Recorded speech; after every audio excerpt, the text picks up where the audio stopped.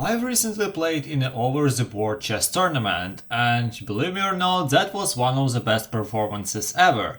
So today I want to show all 5 games, and for each one I'll give one tip that helped me win that game. Or lose that game, because in the first game I lost. So let's see why did I lose in this game.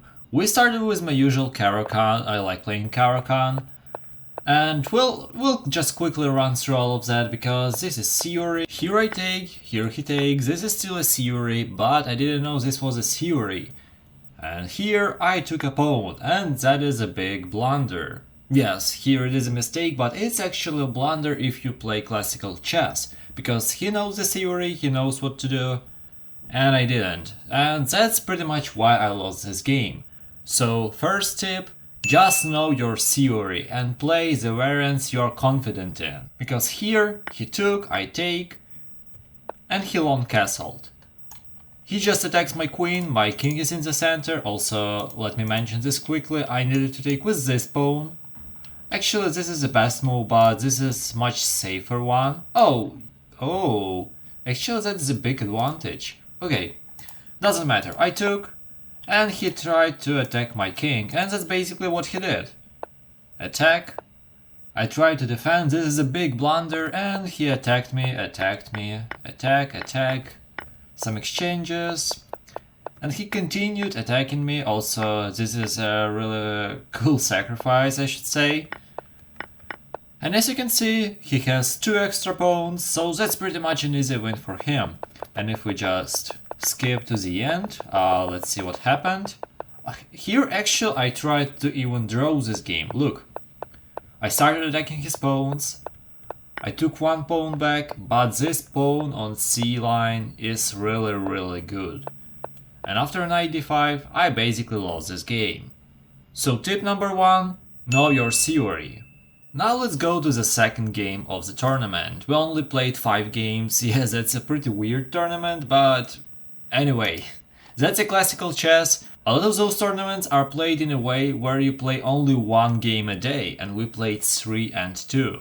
I started with my usual knight f3 and the usual opening. I really like playing this. By the way, I learned this theory before the game. I didn't really know if the variant that I was playing is the best, and it was not. And that's really great that I learned this variant, it's much better. Yes, I did some inaccuracies, but nothing too bad. Takes. And pretty much normal game. I'll just skip to the interesting part because that is all that matters. I just want to show you one biggest tip of this game. And the reason why I won. The reason why I could lose this game is because of this move. Because he has a really nice sacrifice. And if I take, he takes the pawn with fork. And he didn't see it luckily, because if he did, I would have lost that game. But okay. Oh, actually this was a mistake. The biggest tip of this game is actually the strength of the outposts. Here it is not really shown well, because knight to d6 is a mistake. But you'll get what I mean. Here I destroyed his knight, actually a mistake as well, but I just didn't want him to have a knight. Also he has a nice tactics here, a nice sacrifice, so I defended, also an inaccuracy. But what I'm going to tell you about these games, all of these games have an accuracy of 90. I really played well. And as you can see, I don't have any material advantage, but somehow I have plus 2.6. And that is because his rooks are closed, I can easily take this pawn, that is just a free pawn, and I can attack him using this line. And this knight is so strong here, but he tries to attack it. And of course, if he takes it, I just lose a pawn.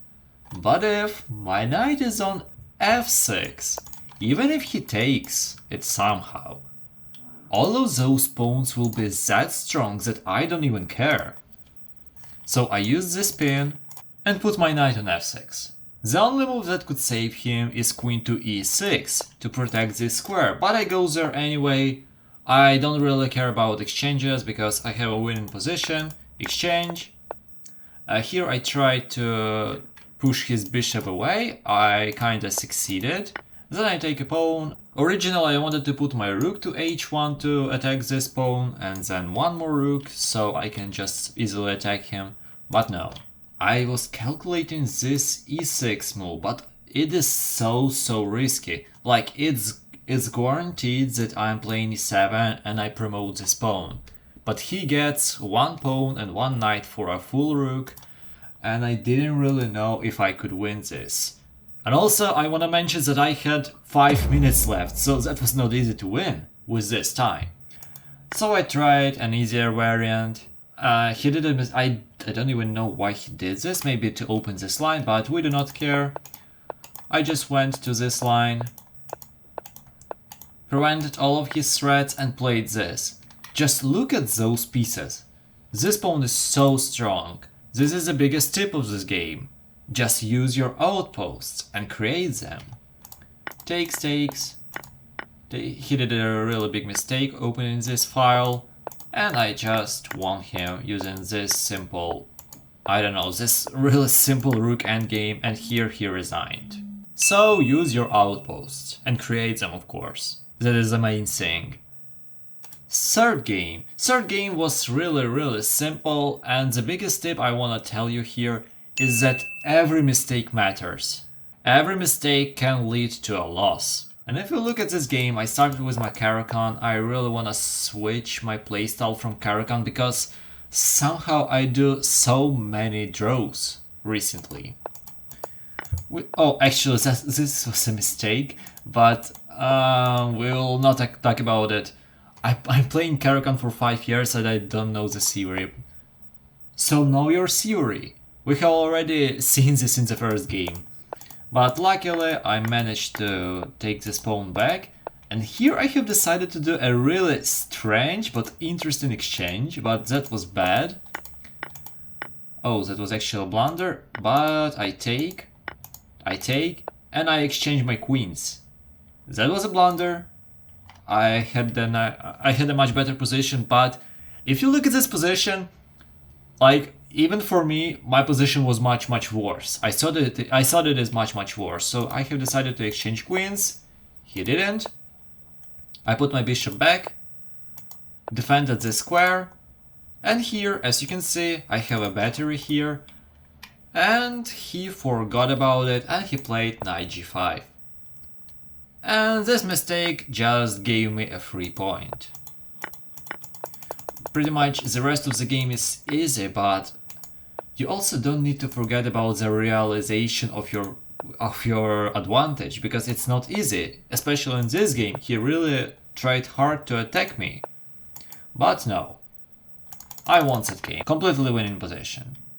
So every mistake matters and you need to find them as well. Game number 4. That was the most stressful game ever, and the tip I wanna give here: play to the end, and that's all.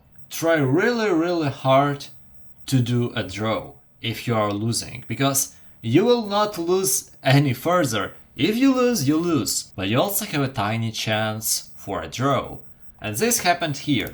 Like, this game was really nice. By the way, I have prepared for this game, so I knew what he will play. So that was pretty nice. And the game was pretty much really nice for me. I had a winning position. Okay, maybe not a winning position, but much better position here. But I did a mistake exchanging this bishop, and that created a lot of problems. I did exchange rooks. That is so bad. As you can see, he already has an advantage with doubled pawns, with knight against bishop, but he has an advantage somehow. And I knew it. I didn't want to exchange rooks, but I did. And that was really sad. In the course of 30 moves, he just destroyed me. He has an advantage. He has a tiny advantage, but he still has it. He has an extra pawn, by the way. But I tried to do a draw, and here I also threw. I had a draw, but I kinda messed up. I thought that was the best move, but oh well. But still, with 30 seconds on the clock, also we had 30 seconds plus for every move, so don't worry. I tried to squeeze out the draw, and here I played this move, and he blundered. And I also blundered. I thought that was the best move, but I didn't realize that knight defends his pawn. But okay, not that bad. I went here, exchange, bishop here, and somehow he wanted to win this game. He thought he has a draw, but he played a5, and that was a big mistake. He saw that I take a pawn and he takes this, and by the way, this is still a draw, but it's a pretty difficult draw. What I did is much better. I just do a check. And that is all. He goes away, I take a pawn, and now if he doesn't play carefully, he loses. Like, I went from completely losing to somehow even having a chance to win. Like, look at this. So yeah, this game ended in a draw, and I'm really happy about it. I only had 30 seconds in the end on the clock. But the final game is really important because you need to understand the psychology of the chess game. So tip number 5, if you are not losing and you have a tiny chance to win, just play further. Do not agree to the draw. And that is exactly what I did. We played my usual Sicilian defense. Oh no, luckily not Sicilian defense. That is Caro-Kann. I hate Sicilian defense. But okay, I kinda did a really big mistake that I have allowed her to put her bishop on g5, but oh well. But then, yeah, the same thing. A really strong outpost, and what I did, I have decided to just erase it from existence. I wanted to destroy the pawn structure, and I did. And if really the game is not that interesting, it's just a lot of exchanges, a lot of calculation. We only had like 20 minutes at this point. And here she proposed a draw. And at the first, I didn't agree because I thought, she has a really weak pawn, so I can try to win. So I didn't agree. But then I thought, maybe she has more pawns here, so she can have a really strong pawn that she can promote. So I don't know, maybe it is a draw, so I proposed draw, but she didn't agree. And we did it 2 times, so in total we had 4 draws in the game, but we didn't agree to them. And that's really nice that we didn't agree, because I managed to win this game. Look, this is a completely drawn game. Exchange, now it is completely a draw, I attack, but I start attacking. And why I start attacking? Because she has 2 minutes. And I have 2 minutes. But when you attack, it's much better to attack than to defend with low time. Because eventually you will mess up. And that's exactly what happened. I just played some random moves trying to attack, trying to do some traps like here. I can take a rook and take the queen afterwards. She noticed it. But then, finally, she blundered. She took a pawn, I take pawn on f2, and I win. So the final tip of the day: if you have a tiny advantage or a chance to win in a completely drawn game, play to the end. You will have draw 100%, but maybe you have a tiny chance to win. And this win allowed me to finish in the top 10. And also I won a chess book, so I'll just paste an image of it here. But overall that was a fire tournament. I really enjoyed playing all of the games basically, because I basically didn't do any big blunders, I didn't lose any pieces. That was a fine tournament. Cranberry.